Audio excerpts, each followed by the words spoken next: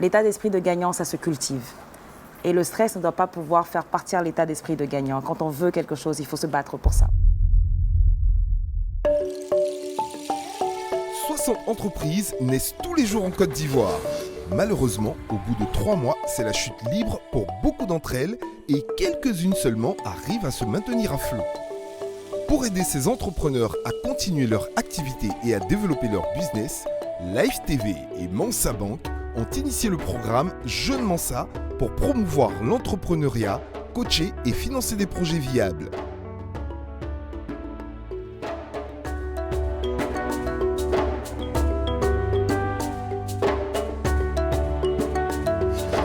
Mais quand on veut un financement, il faut le mériter.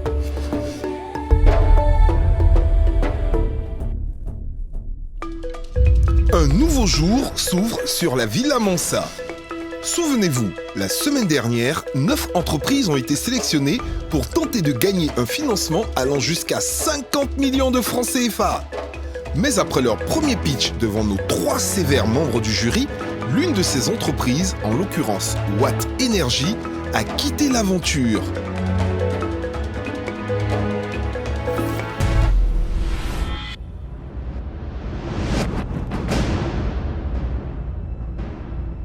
Qu'avons-nous réservé aux candidats pour cette deuxième étape? D'après mes notes, pour cet épisode, nos entrepreneurs bénéficieront de 2 jours de masterclass animés par des experts issus des centres de gestion agréés de la CDEAO, mais aussi par des représentants de Mansa Bank, du groupe Vaudou et de l'agence Influence. Ah ça, c'est pas de la rigolade. Au programme des modules du jour, finance, marketing, leadership.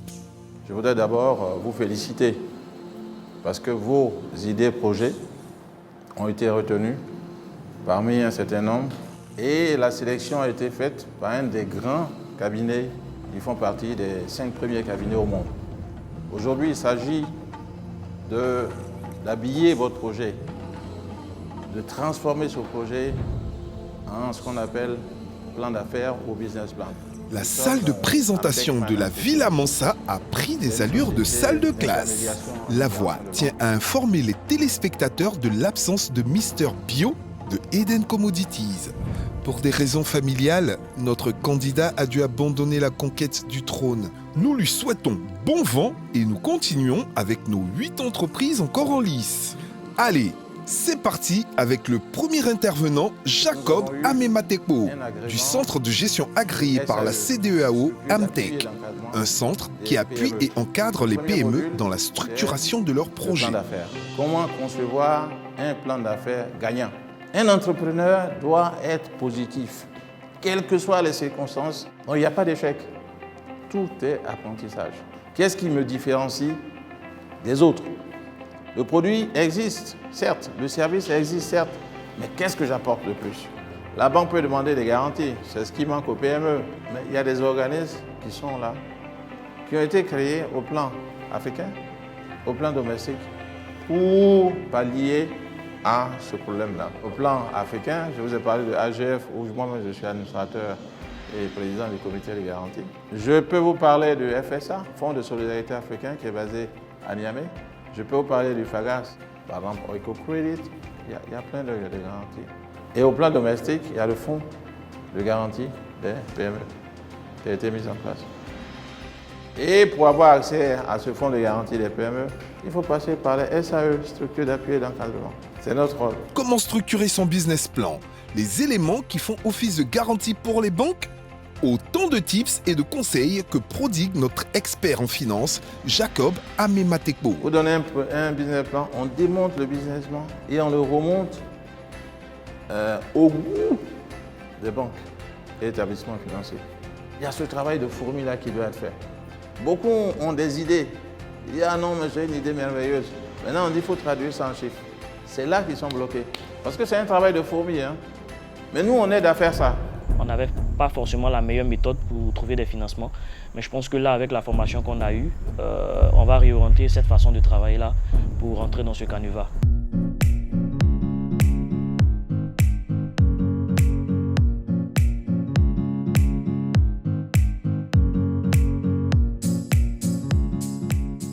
Il y a toute une panoplie de solutions pour démarrer une entreprise sans dépenser beaucoup d'argent dans un premier temps.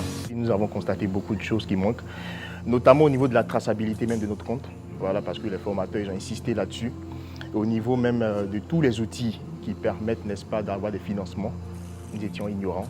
Malgré les fonds de garantie dont on parle, beaucoup de banques vont préférer des cautions hypothécaires, c'est-à-dire ce qu'on appelle des sûretés réelles. Sûretés réelles, il y en a deux, c'est le cash et c'est les murs ou la terre. Nous, notre but, c'est de vous expliquer comment le système fonctionne. Et à partir de là, vous devez vous ajuster et travailler avec le système et non vous plaindre contre le système. Le business plan, ce n'est pas différent de votre marchandise sur des rayons au supermarché. Quand on voit, ça doit être du chocolat. Tu achètes, mais après tu te dis, mais pourquoi je vais acheter? Tu as déjà acheté parce que c'était bien emballé. Le business plan, c'est exactement la même chose que vous présentez à la banque. Quand la banque lit votre business plan, elle doit être accrochée. Et ce projet-là, il est magnifique. Pour les jeunes entrepreneurs que nous sommes, on a toujours besoin de quelque chose comme ça, de ce genre de formation, et ça a été vraiment bénéfique pour nous. Ce qui leur manque, et ce que nous avons visiblement vu, c'est de concevoir un business plan gagnant. C'est ce qu'on appelle dans notre jargon faire un habillage des idées qu'ils ont en business plan. La garantie, c'est le dernier élément, c'est l'élément de confort. Pour l'entrepreneur, son projet est sûr à 100%, mais en toute chose, il y a un risque. L'argent n'appartient pas à la banque, l'argent appartient à des déposants. Donc la banque, avant de prêter cet argent-là à quiconque, doit s'assurer du remboursement. Il faut connaître ses concurrents, savoir ce que ses concurrents proposent, savoir quelle est la nature du produit. Est-ce que vous avez il y a une quelconque différenciation? Est-ce qu'il y a un produit de substitution? Est-ce que c'est un bien qui est demandé? Si oui, quelle est l'évidence qu'il y a à la demande? Parce que dans tout ce que vous devez faire, il y a une analyse sectorielle. Peut-être on ne va pas aller aussi loin que ça, mais c'est d'avoir juste quelques données qui permettent de soutenir les hypothèses que vous avez émises dans votre business plan. Parce qu'in fine, quand on n'a pas de garantie, c'est la fiabilité qui parle. D'aucuns vont penser que c'est un problème de garantie parce que pour eux, leur dit les sécuriser à 100%, mais tout ce dont on a parlé derrière, ça ne tient pas. Donc il faut prendre en compte vraiment tous ces facteurs-là, être le plus conservatif possible. Parce que quand vous allez nous apporter vos chiffres ou bien vos prévisions financières, nous, on va les stresser derrière. Ah mais tiens, bon, essayons de voir. Mettons, on va prendre peut-être trois acteurs du même secteur. On va comparer leurs chiffres aux vôtres. Et on va voir que c'est surestimé. Et quand on descend juste un peu, c'est compliqué. Vous êtes 9, il y a une seule personne qui va s'asseoir sur ce trône. Il faut que cette personne se différencie. Et pour la banque, il va s'agir d'étudier tout ce qui est hypothèse, qui sous-tend le schéma de revenus qui nous a été présenté. Donc le pricing, ça passe par la stratégie commerciale. Comment est-ce que les prix ont été déterminés? Quelles sont les charges afférentes? On va comparer toutes ces données-là à celles des compétiteurs et voir quel est l'écart en fait, qu'on constate. Si on est dans la même tendance, dans la même évolution, on sent bien que on est dans la réalité. Parce que ce à quoi on fait face la plupart du temps, c'est des chiffres un peu surréalistes. On savait déjà le business plan de base, comment il était constitué et tout. Mais on a appris aujourd'hui qu'il y avait des petites techniques, des petits trucs qu'il fallait mettre et placer pour pouvoir être bancable. Donc je ressors gagnant de cette journée-là parce que j'ai appris quelque chose professionnellement et puis bon, ça va et je suis content. Selon vous, pourquoi est-ce que malgré tous ces outils, malgré tout ce qu'on peut avoir, les banquiers ne veulent pas vous accompagner? Il y a certes la garantie, mais moi je dirais plutôt structuration. Et puis surtout, ils ne savent pas les mécanismes qui sont en place pour eux, pour les PME, pour les accompagner à obtenir un financement de façon éligible. Tout ce que vous avez dit se résume en ce point-là. Il y a un problème de confiance entre donc, le porteur du projet, le demandeur donc, du financement et la banque. Et comment réduire, on va dire, ces écarts de compréhension et autres? La grande richesse est dans le BP. On sait qu'on a affaire à des startups. La garantie pour une start-up, ce n'est pas le volet le plus important. Tout ce qui peut décourager les banquiers, il faut les énumérer, il faut les noter et avoir une réponse à chaque point. Chers entrepreneurs, vous l'avez compris, tout ce qui est susceptible d'aller mal dans l'exécution de votre projet doit être porté à la connaissance de votre banquier. Si ce n'est pas ça, instaurer la confiance, je donne ma langue au chat. Qu'est-ce qui fait défaut aux entrepreneurs en fait ivoiriens? L'un des premiers facteurs qui fait défaut, c'est le manque de réalisme, ou je dirais en fait le taux de confiance en soi. Les banquiers aiment bien une loi en fait qui s'appelle la loi d'Hofstede qui dit qu'en tout projet qui est amené à se prendre sur le moyen et long terme, tout ce qui est susceptible d'aller mal peut aller mal en fait. Et ce que les entrepreneurs oublient souvent de prendre en compte, c'est que le projet peut être en fait viable, peut être solvable à première vue, mais n'intègre pas tout ce qui est composante en fait qui est susceptible de mettre ce projet à mal. Les experts dépêchés par Mansa Bank ont quant à eux rassuré nos jeunes entrepreneurs en insistant sur l'importance de la confiance entre les deux parties et de la fiabilité du projet. Rappelons-le, nos 8 candidats en lice sont passés au filtre du célèbre cabinet Deloitte et méritent donc leur place au sein de la Villa Mansa.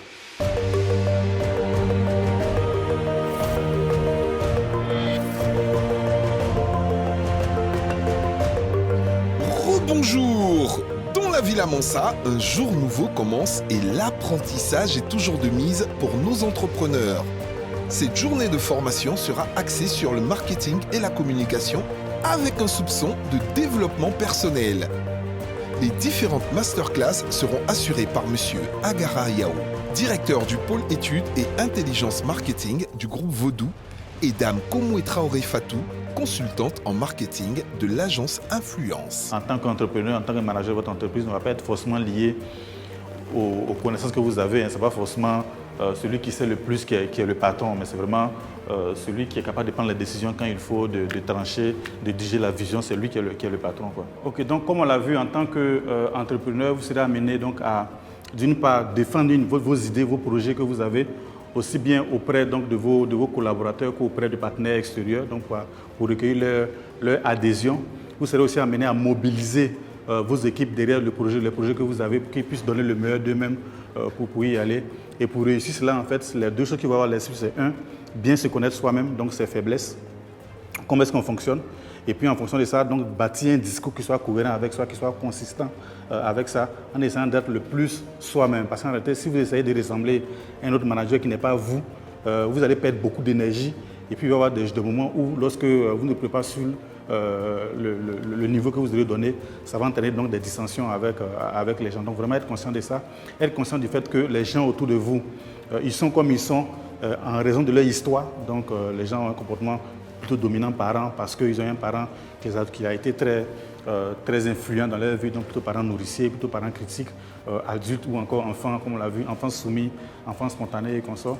Et être conscient que, bien vrai que chacun de ces types-là, il y a des effets négatifs, mais il y a aussi des effets positifs sur lesquels vous êtes capable de vous appuyer. Quand vous avez quelqu'un qui a un comportement d'enfant spontané, en termes de créativité, il peut vous faire évoluer dans votre activité. L'adulte, c'est vraiment lui qui va vous aider à mettre en place des process dans vos structures. Le critique, c'est lui qui va permettre de bien définir des normes et les faire respecter pour avancer, quoi. Donc, chacun de ces types-là, en fait, va avoir une influence derrière sur le style même de management que naturellement vous allez avoir. Comment établir une bonne stratégie marketing ? Les profils capables d'apporter de la valeur en ce qui concerne le choix de nos collaborateurs sont les points en partie abordés par notre expert en marketing. Il faut croire qu'être bien entouré est une des clés de la réussite d'une entreprise. Une chose est certaine, à en croire notre expert, pour recruter un bon employé, il faut avoir de petites notions en psychologie et être fin stratège. Ils vont être amenés à évoluer dans un environnement, donc avec des collaborateurs, avec des partenaires, avec des fournisseurs et consorts. Et il est important en fait dans cet environnement pour eux de pouvoir donc bien se positionner.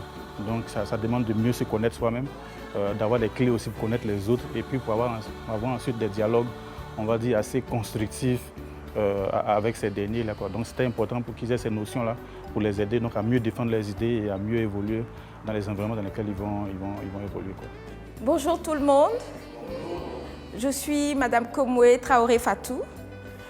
consultante en marketing de l'agence Influence. La formation de ce soir va porter sur le plan marketing et la communication. Nous allons essayer d'aller revisiter tous les aspects pratiquement du marketing et de sa stratégie qui pourront éventuellement vous aider dans la constitution de votre business plan et qui pourront vous aider dans votre vie future lorsque vous allez vouloir développer des produits, créer de nouveaux produits, chercher de nouvelles parts de marché. Okay? Pour certains, j'ai pu déceler beaucoup de volonté, beaucoup de combativité. Certains sont des gagnants. Et on sent qu'ils vont aller très loin. Le premier point de la stratégie marketing, c'est l'analyse marketing. D'accord ? Et dans l'analyse marketing ou l'analyse du marché et de la concurrence, il y a plusieurs types d'informations que vous allez recueillir. Il y a les informations SWOT. SWOT, c'est les forces, les faiblesses, les opportunités, les menaces. On va y revenir tout à l'heure. Il y a une analyse de l'environnement global de l'entreprise qu'on définit comme l'analyse PESTEL. On vous a fait des petits schémas que vous allez voir tout à l'heure, très simples, qui vous permettront d'adapter à vos différents cas. Et ensuite, cette analyse permettra d'avoir une bonne connaissance de votre cible que vous allez chercher à atteindre. OK ? Les formations de ce jour m'ont permis encore une fois d'apprendre encore plus sur moi-même et sur mon business. Parce qu'on a eu du développement personnel, on a eu aussi des cours sur le marketing. Le plan marketing est un document vivant, il doit vivre. Vous ne devez pas le mettre sur un papier et il reste comme ça, non. Vous devez l'adapter par rapport aux changements sur le marché, par rapport aux événements, par rapport à où vous êtes actuellement. Vous devez en permanence le mettre à jour et l'adapter à la situation. Voici une approche simplifiée du marketing que vient de dispenser Madame Komwe, notre consultante de l'agence marketing. À la suite de toutes ces séances, on a vraiment appris et je pense que j'ai juste le temps cette nuit-là pour juste travailler sur tout ce qu'il y a et demain, ça va être une bonne réponse face aux membres du jury. Pour la prochaine étape de l'aventure, les pensionnaires de la Villa Mansa doivent écrire leur business plan intégrant une stratégie marketing et communication qu'ils vont présenter au jury. Et qui dit jury dit élimination. Je ne vous dis pas la pression. Seigneur, accompagne tes enfants. Amen. Nous sommes le seul spécialiste de distribution multimarque de chaussures et maillots de basketball et football en Côte d'Ivoire. Le seul spécialiste en Côte d'Ivoire dans le revêtement d'aires de jeu à partir de pneus recyclés. Et seul producteur de maillots en Côte d'Ivoire spécialisé dans l'impression au laser. C'est une technique d'impression qu'on ne fait pas en Côte d'Ivoire malheureusement. Il n'y a pas le matériel que nous faisons faire en Chine. Pour notre volet e-commerce, nous avons établi déjà en Côte d'Ivoire un réseau de boutiques, de petites boutiques. Le mode de paiement ici, c'est le paiement après la livraison. Pour le volet de construction d'aires de jeu, nous utilisons une poudre en granulé de pneus usés. C'est-à-dire, nous estimons que nous sommes aussi écologiques. Et donc, les pneus usagés, nous utilisons des machines, un process afin d'en retirer la gomme. Donc c'est cette gomme-là qui sera utilisée avec un polymère liant que nous intégrons à l'intérieur pour pouvoir faire le revêtement d'aires de jeu. C'est aussi très bon pour l'environnement. Alors la structure financière à proprement dit, ce sont nos actifs immobilisés. Alors le site e-commerce que nous avons développé, qui a cette valeur de 3 millions de francs, la charte graphique et nos logos, nos pages internet à hauteur de 4 millions, enfin nos pages internet avec le volume publicitaire qui a été injecté. C'est tout cela que nous avons condensé. Les actifs immobilisés corporels, ordinateurs, mobiliers, des box internet et un stock de produits que nous avons déjà eu à confectionner. Les actifs succulents, il y a des créances clients que des clients qui nous doivent. Et dans notre passif, nous avons des capitaux propres en 8 230 000 francs, des dettes fournisseurs, dettes clients et la dette du transitaire que nous, pour les produits que nous devons apporter. Alors nous parlerons maintenant du plan de trésorerie, mais avant, nous avons eu à effectuer un test. Ce que vous voyez là, il s'agit d'un de nos produits phares. Nous voulons être le numéro 1 aussi de la distribution de Jordan. Donc ce produit-là est arrivé avec ce que j'appelle des conditions optimales. Tous les indicateurs étaient réunis et qui nous ont permis de performer comme nous avons fait. Et donc, cette projection-là nous permet déjà... Vous êtes sportif? Allez, on vous suit. Cette Ne vous laissez projection nous surtout pas permet distraire de par nos définir membres du quelles jury. seront nos ventes pour les mois d'août, septembre et les prochains mois. Vous dites que les granulés, vous importez les granulés. Oui. Comment est-ce que c'est écologique si on ne transforme pas les pneus usagés qui sont déjà sur place en Côte d'Ivoire? Pourquoi est-ce que... On aimerait avoir la possibilité de pouvoir transformer en Côte d'Ivoire ici, mais nous n'avons pas encore les fonds pour pouvoir acheter les machines qui entrent dans le processus de fabrication. Nous avons budgétisé et la machine, l'unité de fabrication fait 330 000 $ pour pouvoir faire transformer ces pneus-là. Donc c'est un coût que nous n'avons pas pour l'instant, raison pour laquelle nous importons. Alors, deux choses. La première, il y a une nette évolution par rapport à votre première présentation, ce qui est positif, parce qu'il y a un effort de documentation, de structuration, et on a des idées plus ou moins claires. Mais la deuxième chose qui est la plus importante, c'est que, après votre exposé, j'avoue que je sors un tout petit peu confus sur votre stratégie, et je vais vous expliquer pourquoi. Vous nous dites que vous voulez être le premier distributeur de produits de basketball en Afrique. Et football. Non, non, non. C'est pas ce que vous avez mis dans la coche. Repartez dans votre présentation, c'est pas ce que vous avez mis. Vous avez dit basketball. Sauf que, effectivement, après vous parlez de football, ensuite vous parlez de terrain, okay. Exactement. Ensuite vous parlez de chaussures. Donc on est un peu perdu dans votre positionnement. D'accord. Alors, soit vous voulez être un équipementier, à ce moment-là, il faut le préciser, il faut dire ce que vous voulez être, mais le manque de clarté dans le positionnement peut, à mon avis, vous être préjudiciable dans la façon dont vous structurez votre projet. Donc ça, c'est la première chose. Deuxièmement, c'est que c'est bien de montrer des éléments de différenciation. Il n'y a pas de stratégie sans différenciation. Mais si on n'arrive pas à quantifier justement ces éléments de différenciation, c'est comme s'ils n'existaient pas, ce que vous ne faites pas. Donc ça, c'est quelque chose auquel il va falloir réfléchir. Il manquait quelques éléments de langage, mais néanmoins, en ce qui concerne la prise de parole, il y avait une grande amélioration. Il y avait un contenu et il était beaucoup plus à l'aise avec son contenu et avec sa présentation. Dias souhaite en fait arriver à l'industrialisation de nos jouets africains. Nous souhaiterons arriver jusqu'à la création d'une chaîne de dessins animés avec la petite Noumina qui sillonne l'environnement africain.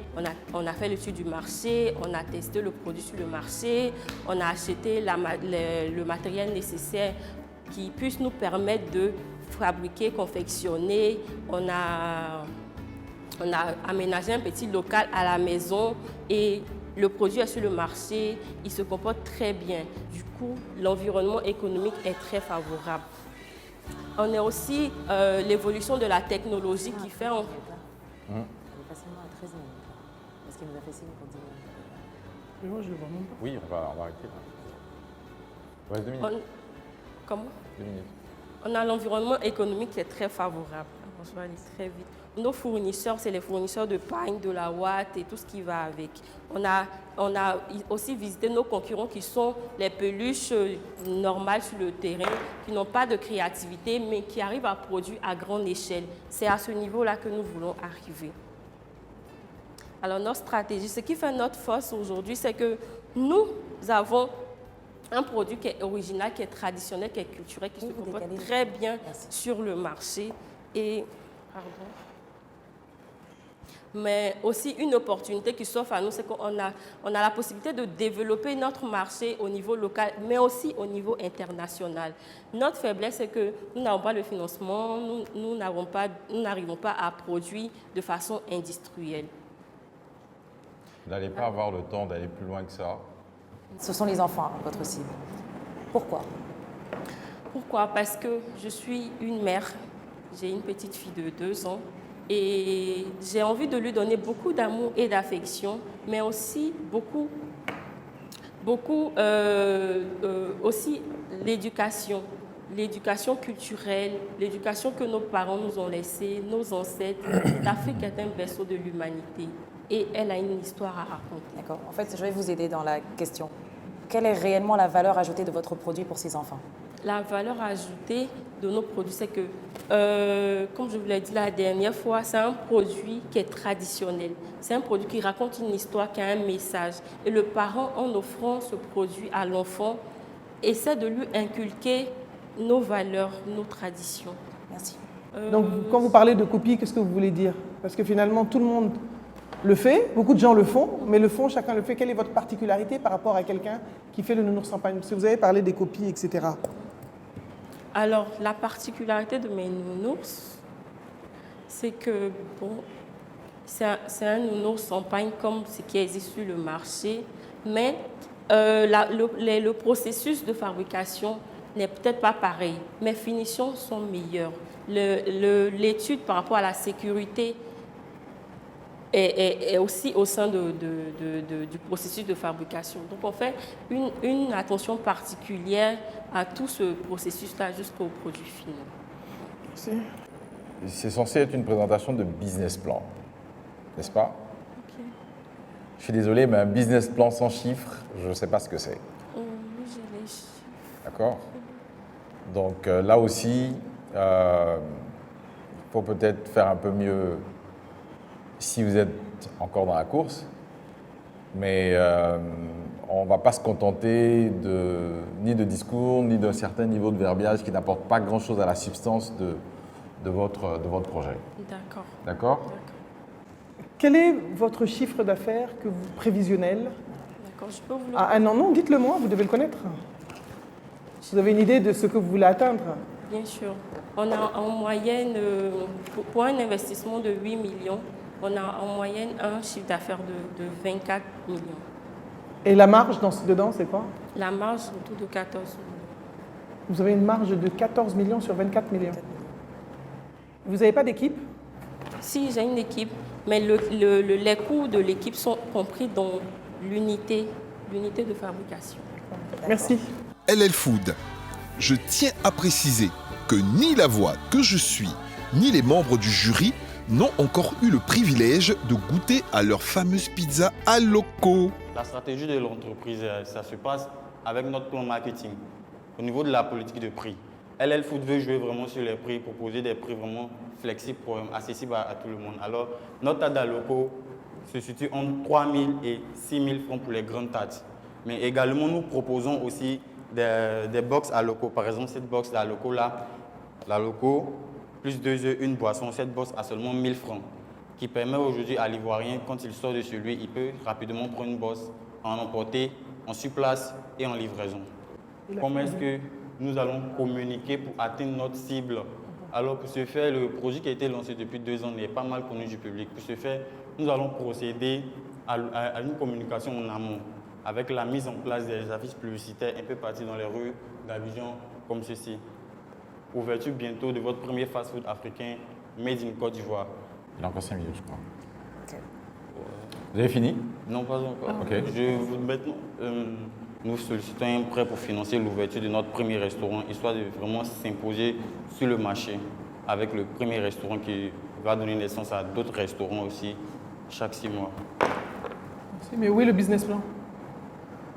Voici le business plan présenté en quelque Non, mais vous n'avez pas donné de données financières. On n'a aucune visibilité sur les finances. Vous avez parlé de politique, de stratégie, de marketing, mais vous n'avez pas du tout parlé de... On n'a pas aucune visibilité sur votre business plan. Oui, je vous montre Si vous pouvez nous donner des éléments, parce qu'on ne peut pas lire. Moi, je ne peux pas lire d'ici. Peut-être que vous voyez. Bon, d'accord. D'abord, moi, je ne peux pas lire. C'est pas possible. Pour nos prévisionnels, nous comptons atteindre les 100 ventes par jour au niveau des... Vous ne l'avez pas fait en fait. Oui, je voulais le présenter maintenant. Mais vous ne l'avez pas fait. Si j'ai fait le prévisionnel. Non, si vous Quelle est votre pas, vision? Si vous ne l'avez pas, vous ne l'avez pas. Notre vision financière est d'arriver à atteindre un chiffre d'affaires prévisionnel par année de 100 800 000 francs. 100 800 000. D'où viennent les 800 000? C'est 100 800 000. Les 800 000, en fait, on compte vendre par jour au moins 100 tartes d'aloco en emporté, en livraison. Comment vous allez vendre ces 100 tartes? Nous allons les vendre d'abord. Vous allez vous assurer de tout ça. Vous n'avez pas de chiffres, vous n'avez pas de base de données. Vous disiez quelle clientèle, à part faire le test dans les écoles. Comment vous faites? Quelle est votre stratégie commerciale pour pouvoir atteindre ce chiffre? D'accord, comme je l'ai dit, nous sommes établis depuis 2 ans. Ça, on a entendu. Depuis 2 ans, nous faisons 20 ventes par jour en termes de livraison. Excusez-moi, vous dites depuis 2 ans, vous faites 20 ventes par jour. Il n'y a pas d'évolution dans les ventes depuis 2 ans? Non, pas d'évolution pour le moment. Nous sommes cloisonnés à 20 ventes. Donc vous êtes toujours à 20 ventes pendant 2 ans et vous voulez un financement de 50 millions. Pendant 2 ans, vous n'avez pas évolué. C'est ce que vous êtes en train de nous dire? Je veux un financement de 20 millions pour ouvrir le premier restaurant. Je vous demande. Donc si en 2 ans, vous avez 20 ventes et vous restez, donc 24 mois, vous avez 20 ventes. Vous n'évoluez pas. Donc on va vous faire un financement de 50 millions. Vous avez l'intention de rester sur les 50 millions. Vous n'allez pas pouvoir évoluer. Qu'est-ce qui vous manque pour évoluer? Qu'est-ce qui nous manque pour augmenter votre... Ce qui nous manque, c'est une flotte de motos. Étant donné que nous ne faisons uniquement que des livraisons et nous n'avons pas de service en emporté, en surplace. Non, mais ce que je ne comprends pas, vous dites des choses contradictoires. C'est vous que vous nous avez dit que vous avez signé un partenariat avec une société de livraison. Donc si vous avez signé un partenariat avec une société de livraison, vous n'avez plus besoin de flotte de motos à partir du moment où ils assurent la livraison. Donc il y a une contradiction dans ce que vous venez de dire. En fait, Jumia, notre partenaire clé, assure la livraison dans un rayon de 6 km du restaurant. Nous faisons la livraison un peu partout à Abidjan. J'ai même compris que c'était plus tard qu'ils allaient signer le... Non, il m'a dit qu'ils ont déjà signé. Avec ils ont déjà signé. Un partenaire. Le nouveau entrant, nous ne l'avons pas encore signé puisque nous sommes en négociation sur la commission. L'ancien partenaire qui était installé, nous travaillons avec lui déjà. Je suis désolée, mais vous ne pouvez pas nous dire que vous avez besoin de flotte de moto, que vous n'avez pas évolué pendant 24 mois, de 20 ventes à un autre chiffre. Vous ne pouvez même pas nous présenter vos chiffres. Quelles sont vos prévisions? Quelle est votre vision? Comment est-ce que vous allez vous développer?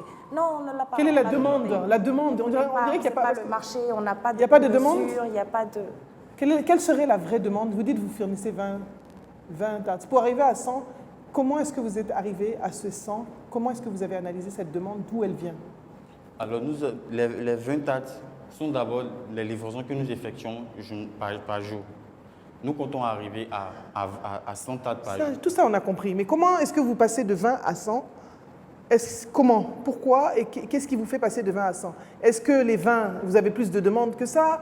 Je veux comprendre, en fait. On veut comprendre. Oui, effectivement, nous avons plus de demandes que ça. Nous avons entrepris la construction. Plus combien? Vous pouvez donner des chiffres? Nous avons plus de demandes. C'est-à-dire?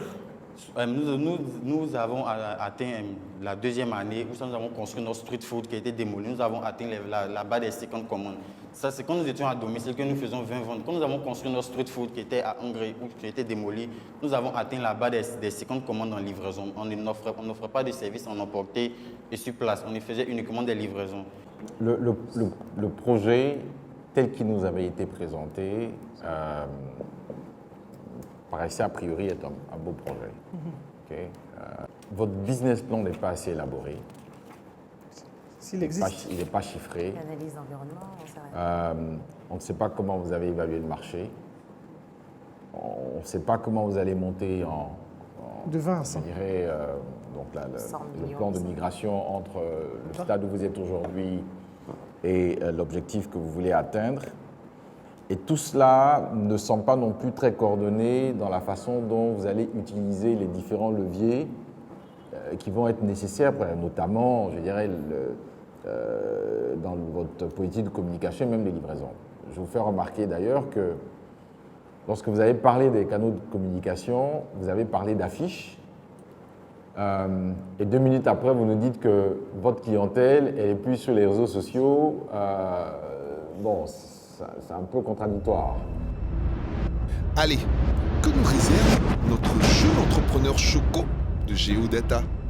Alors, comme sommet, nous avons une présentation du projet, la stratégie marketing.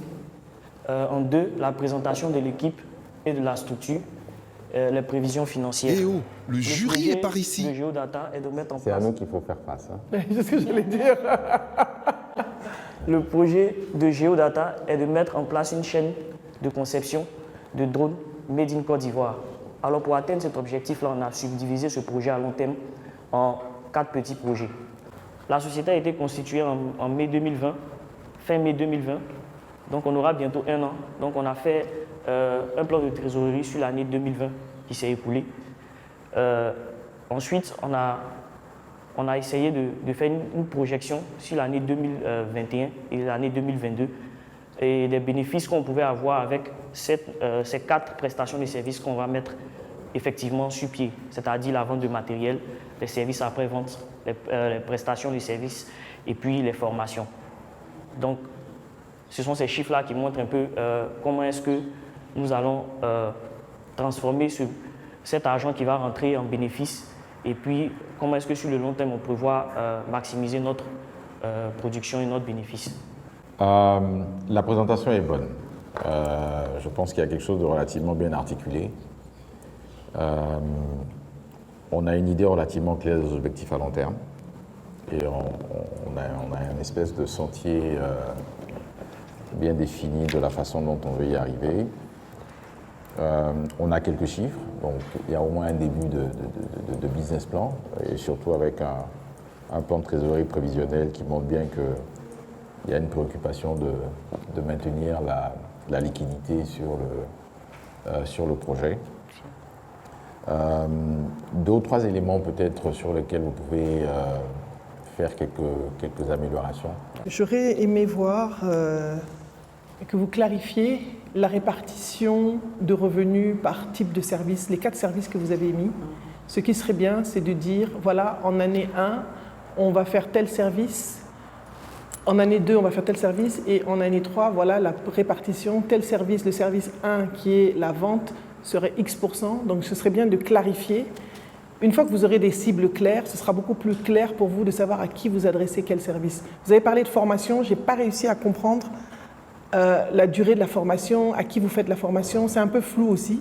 Donc peut-être clarifier ça et de voir, et dans chaque service que vous allez offrir, voir un petit peu plus dans le détail le type de revenu que vous allez avoir.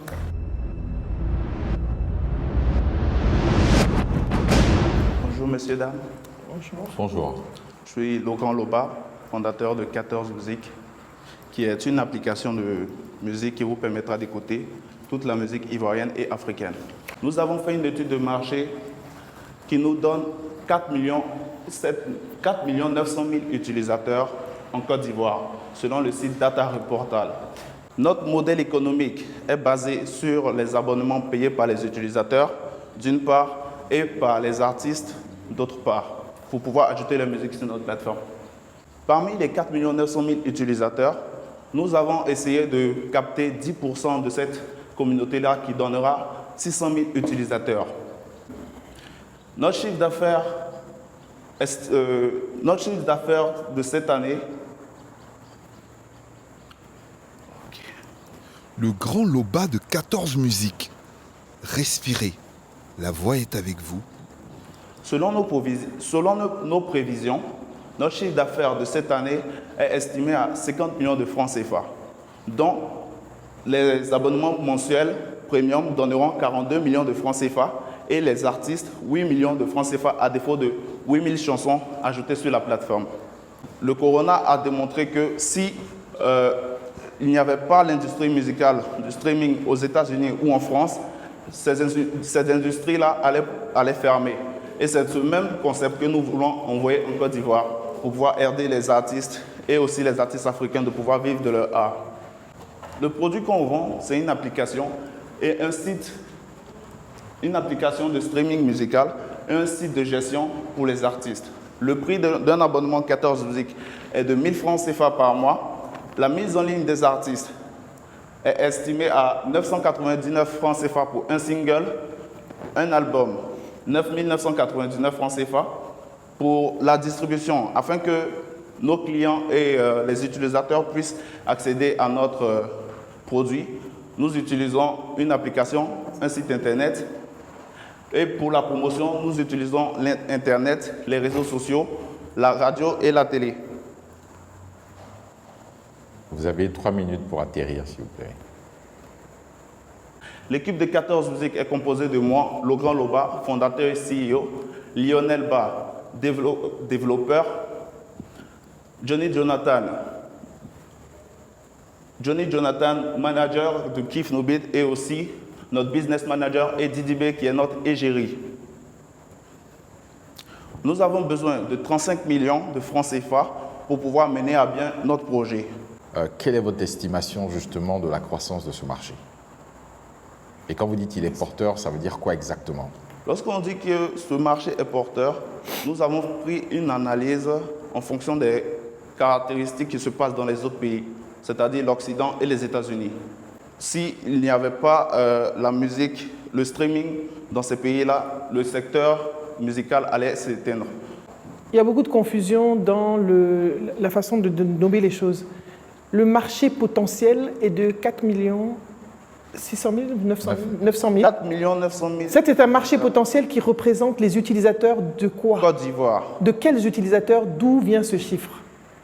Data, vous avez mis source Data Report, c'est quoi le chiffre? Il correspond à quoi exactement? Parce que ce n'est pas le nombre d'abonnés mobiles, puisqu'il y a plus d'abonnés mobiles, le taux de pénétration est supérieur. À quoi correspond ce chiffre? Ce chiffre-là représente les abonnés en Côte d'Ivoire des utilisateurs connectés sur les réseaux sociaux. D'accord, les utilisateurs des réseaux sociaux. C'est une application qu'on télécharge. Oui. Donc où est le rapport entre une application qu'on télécharge et les réseaux sociaux, puisque même si je ne suis pas sur les réseaux sociaux, je peux télécharger l'application. Donc j'essaie de comprendre. Donc le marché est beaucoup plus grand que ça, puisqu'on a un taux de pénétration en Côte d'Ivoire qui est sinon supérieur ou égal à la population ivoirienne actuellement. Et au-delà, même si je ne suis pas très bon en mathématiques, mais 10% de 4,9 millions, ça ne fait pas 600 000. Oui, ça ne fait pas du 600 000 déjà. On ne voit pas le lien entre... Déjà? Oui, j'avais oublié. Il y avait cette partie. Je savais que tu allais dire ça. Nous avons fait cette estimation-là, étant donné que nous avons de faibles revenus d'abord. Nous n'avons pas les ressources nécessaires pour pouvoir faire une grosse campagne publicitaire. C'est pour cela que nous avons axé notre promotion sur les utilisateurs des réseaux sociaux en Côte d'Ivoire dans un premier temps. C'est ce qui a donné les chiffres dont je vous ai parlé. C'est votre marché cible en fait? Oui. Non, c'est votre marché potentiel. Vous vous dites que l'innovation, c'est votre force. Vous ne parlez en aucune façon d'innovation. Mais deuxièmement, quel est le revenu sharing entre vous et les artistes? Les artistes.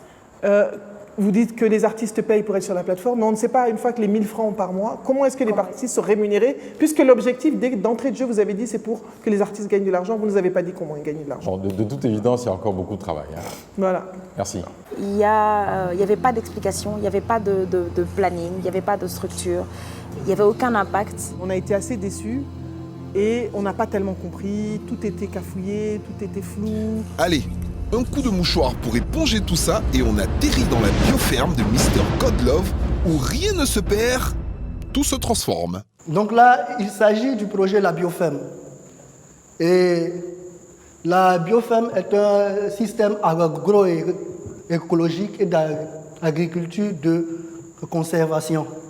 Ce projet est un projet qui se réalise à Soubré, dans la région de la Nawa. Godlove Group est une société créée le 2 novembre 2018 de façon légale, sinon qui existe depuis 2017, quand je suis revenu au pays après 3 ans d'aventure infructueuse dans les pays maghrébiens. La bioferme est un système de production alimentaire dans lequel rien ne se perd, mais tout se transforme. Je pense que ça, c'est mon hymne national maintenant. Absolument.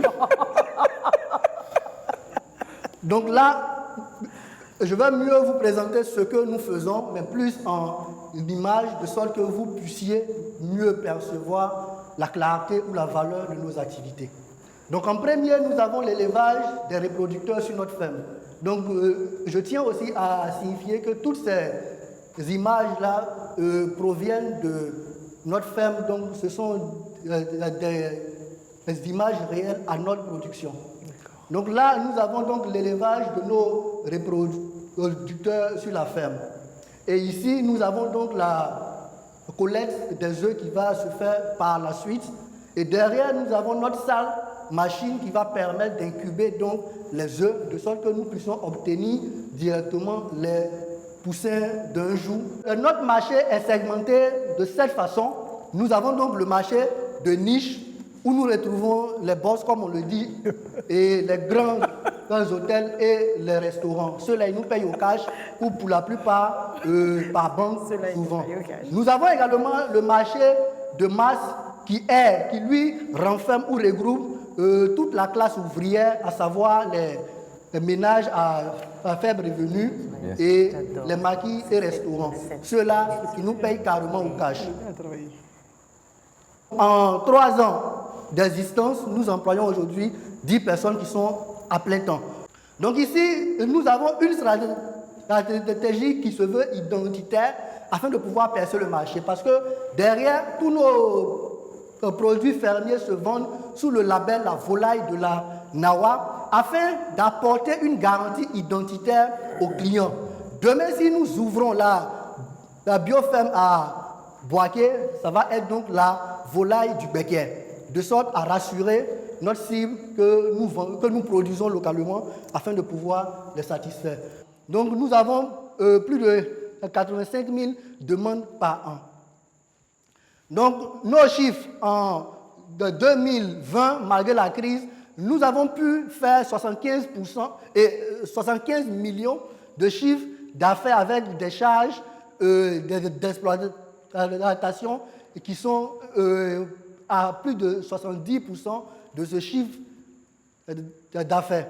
Donc en 2021, nous comptons doubler et rehausser en 2022 de façon linéaire. Donc ici, nous avons besoin maintenant de 36 millions afin de pouvoir moderniser et réadapter nos fermes parce que nous avons en si peu de temps 10 terrains qui sont en notre propre nom et fini toutes les autres fermes qui sont en construction présentement. Bien avant que nous soyons une structure, nous sommes d'abord des vendeurs et nous sommes les meilleurs vendeurs dans la région. Je suis moi-même le livreur de notre structure afin de pouvoir me rapprocher et de maîtriser mieux la demande et les besoins. Voici donc présenté notre projet, la bioferme. Je vous remercie. On a le droit d'applaudir. Merci. Belle présentation. On a aimé, vraiment. Merci. Très belle présentation. C'est très bien structuré. Franchement, c'était une belle présentation. En tout cas, continuez. Merci. Bravo. Continuez, allez plus loin, creusez. La passion était là, l'impact sur la société, l'impact sur notre environnement, son désir de réussir. Mais il ne s'est pas attardé sur l'absence de financement. Il ne s'est pas attardé sur les obstacles qu'il rencontre. Il s'est dit, il faut que je fasse avancer mon projet. Au-delà de tout, il faut que mon projet existe, il faut qu'il vive. Et ça se sentait. Donc, notre plan marketing se présente comme suite. D'abord, au sommet, nous avons l'analyse marketing, l'analyse SWOT en grand 1, en petit 1, les forces, les faiblesses, les opportunités, les différentes menaces. Excusez-moi, vous avez 10 minutes. Hein. Si vous devez dire tout le détail, allons dans le vif du sujet. Ok, d'accord. Et au niveau des opportunités, nous nous rendons compte que le secteur du mobilier ivoirien est un secteur qui n'est pas beaucoup exploité. Nous n'avons pas beaucoup de concurrents entre griffes qui fait ce que nous faisons. Il existe des personnes qui sont productrices du mobilier africain, mais il y a peu de personnes qui établissent le contact entre les personnes qui prennent ce mobilier-là et les personnes qui en confectionnent. Je prends un exemple très simple. J'ai récemment été contacté par Excusez-moi, je dois vraiment vous arrêter. Vous avez à peine 7 minutes. Vous pouvez aller à l'essentiel, s'il vous plaît. Oui, allez directement au but. C'est tout ce que vous racontez là. Allez à l'essentiel. D'accord. Donc, au niveau des opportunités, nous pouvons parler de cela. Au niveau des menaces, nous pouvons dire qu'il y a un manque d'accompagnement. Nous constatons un manque d'accompagnement de l'État vis-à-vis des acteurs du mobilier. Et ce manque-là fait que ces personnes ont manque de visibilité et ont besoin d'une certaine visibilité pour pouvoir écouler leurs produits. Juste pour enrichir ce qu'il a dit, notre objectif déjà c'est de valoriser la culture africaine, de valoriser le savoir-faire de nos artisans, parce qu'ils sont dans l'ombre, ils ont du talent mais ils sont dans l'ombre. Et c'est aussi de faire la promotion de la culture de façon générale, en Côte d'Ivoire comme celle de l'Afrique. Okay. Je pense qu'il faut passer tout ça là. Voilà. Okay, d'accord. C'est trop long. Descends. Allez, il vous reste 5 minutes. Ok, d'accord. Ok, en termes de politique, voilà. En termes de politique, quelle politique nous avons mis en place? Bon, déjà, il faut dire que nous proposons des produits de qualité, possédant par qu'on appelle ça, une politique de prix psychologique, voilà, une politique de prix psychologique. Le regard de notre chère Linda, c'est moi où il y a de la tension dans l'air. De se procurer des meubles de qualité. Et on souhaite créer un site internet. Moi, je vous invite à aller directement au business. On sait comment ça marche sur un site Facebook, s'il vous plaît. Donnez les choses qui sont importantes pour vous. Vous êtes devant des investisseurs potentiels, des gens qui vont décider si vous allez avoir de l'argent ou pas. Utiliser Facebook pour vendre, c'est quelque chose qu'on sait faire. Vous avez des images depuis. Vous nous laissez avec du texte. Nous montez du texte comme si on était en train de lire de la littérature. Là. Il vous reste 3 minutes. Ok, d'accord. Des salons, différents salons, faits à la main. Ok. Mural, hein. Ok, d'accord. Donc, c'est en quelque sorte ce que nous proposons comme objet de décoration et meubles. Et maintenant, nous allons passer à la partie la plus importante, si on peut le dire, celle de la finance. Déjà, au niveau des caisses, nous enregistrons 3 600 000. Et au niveau des emprunts, nous souhaitons emprunter, n'est-ce pas, à la banque, nous souhaitons un emprunt de 12 millions, ce qui nous permettra d'abord de s'acheter des véhicules pour faire la livraison. Voilà, parce que c'est un problème que nous avons. Pour la création aussi d'un site internet sécurisé, et aussi pour la campagne de communication. Donc c'est ces 3 volets-là que nous avons besoin, n'est-ce pas, du financement. Celui de la logistique, celui de la création d'un site internet et celui de la publicité. Vous pourriez passer à côté d'une superbe opportunité simplement parce que vous présentez mal vos idées et surtout parce que vous ne vous focalisez pas sur les choses qui sont les plus importantes. Et là, en l'occurrence, si on ne vous avait pas ramené, on ne saurait même pas de quoi vous parlez. Et ça, c'est la pire des choses qui peut arriver quand vous êtes devant des investisseurs ou même devant un banquier. Vous parlez de culture africaine, mais comment est-ce que vous voulez qu'on sache de quelle culture africaine vous parlez si on ne sait même pas quelle est la nature des produits qui sont vendus?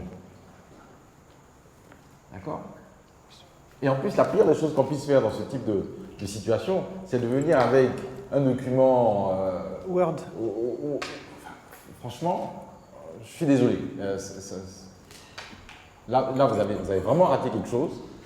Ça ne remet pas en cause la pertinence de votre projet, mais à l'avenir, corrigez ça rapidement, sinon, voilà. Vous avez fourniture de bureaux, donc vous allez fournir quel bureau si vous n'avez pas de bureau? En fait, pour le moment, création de site internet et serveur, 3,5 millions. En fait, qu'est-ce qui va se passer? Vous allez investir combien dans le site internet, combien dans le serveur? Qu'est-ce qui va réellement se passer? Là, on est en 2021. L'entretien du site, c'est l'année, c'est le mois, 350 000. Donc, vous voyez, vous avez perdu du temps ailleurs. Vous avez perdu du temps ailleurs. On ne sait même pas ce qui se passe. Entretien et réparation de quoi? Vous allez acheter immédiatement un véhicule. Quel type de véhicule? C'est pour faire quoi? C'est de la livraison? Vous n'allez pas faire un partenariat dans l'immédiat avant d'acheter un véhicule vu que vous venez de commencer. Vous venez de commencer, vous achetez un véhicule immédiatement, vous n'avez même pas encore d'argent. Est-ce que ce n'est pas plus logique d'avoir un partenariat avec un livreur et progressivement vous grandissez comme ça se fait naturellement, mais vous allez acquérir un véhicule. Ensuite, vous nous parlez de maintenance. Maintenance de quoi? Impôts et charges sociales CNPS, on ne sait même pas quel organigramme vous allez avoir. On ne sait même pas combien d'employés vous allez avoir. Rémunération du personnel. Quel personnel? On n'en sait rien. Bon, on a vu 4 meubles décoratifs qui ne sont pas plus différents qu'autre chose. Donc on ne sait pas techniquement quel est votre impact sur qui, sur quoi, comment ça se passe. Non, c'est vraiment dommage. La façon dont vous vous présentez, elle est juste dramatique. Intérieurement, nous reconnaissons que nous n'avons pas été à la hauteur aujourd'hui parce que il y avait assez de stress. Parce qu'en fait, vous valorisez l'artisanat, mais l'artisan, il gagne quoi? J'ai trop faim pour être énervé. Non, l'artisan, en fait, là, On l'artisan... ne voit pas l'impact. On ne sait pas ce qu'il y a. Il n'y a aucune analyse d'impact, on sait vraiment pas ce que vous faites. Moi, je suis triste parce que c'est un beau projet qui est juste mal présenté. À la sortie de la présentation, nous étions carrément abattus parce que les jurys ont simplement dit la vérité sur notre projet, sur notre présentation, disons. Et il y avait beaucoup de zones d'ombre. Et avec ce qu'ils ont dit, on a compris qu'il faut s'améliorer. Ah les gars, vous avez quand même eu chaud, hein? C'est le moment de vérité. Un candidat va quitter la Villa Mansa. Qui d'entre les 7 candidats a présenté un business plan pertinent? Qui a été un bon élève? Qu'ont retenu nos entrepreneurs des masterclass? Les entreprises que je m'apprête à citer sont celles qui ont le privilège de continuer l'aventure. Z Sportif. Félicitations. Dias SARL. Bienvenue. Geodata. LL Food. C'était limite, hein? Bienvenue, mais... Tu sens, hein? God Love. Bravo. Bravo. Bravo. Rien ne se perd. Tout se transforme. LNL Food. Tu as eu chaud, hein? Meubles Africa continue l'aventure de justesse. Tu as eu chaud, hein? Meubles Afrique, c'est pas toi? Oui, je l'ai.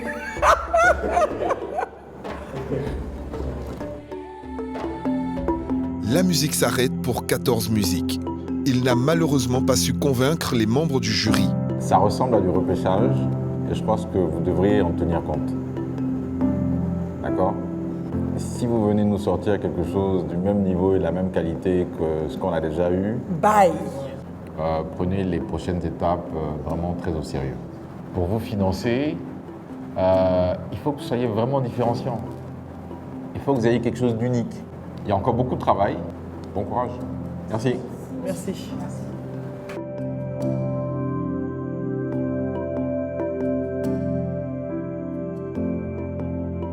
Waouh, waouh, waouh. Il faut dire que à un moment, on n'y croyait plus. On n'y croyait plus parce que on a senti un relâchement. Et sincèrement, ça a été pour nous une surprise, mais ça a été aussi un déclic pour nous dire que votre projet, il a encore de l'espoir. Tout ça. Tout ce que je peux dire, c'est que j'ai beaucoup appris.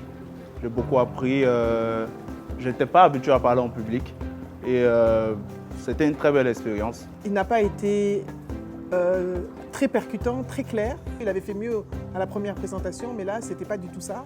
En toute objectivité, il n'a pas retenu notre attention. On a préféré donner l'opportunité à ceux qui avaient mis plus d'efforts dans leur présentation. La semaine prochaine, d'autres épreuves attendent les entrepreneurs. Qui sera le jeune Mansa de cette aventure? Il n'en reste plus que 6 et j'ai hâte de le découvrir.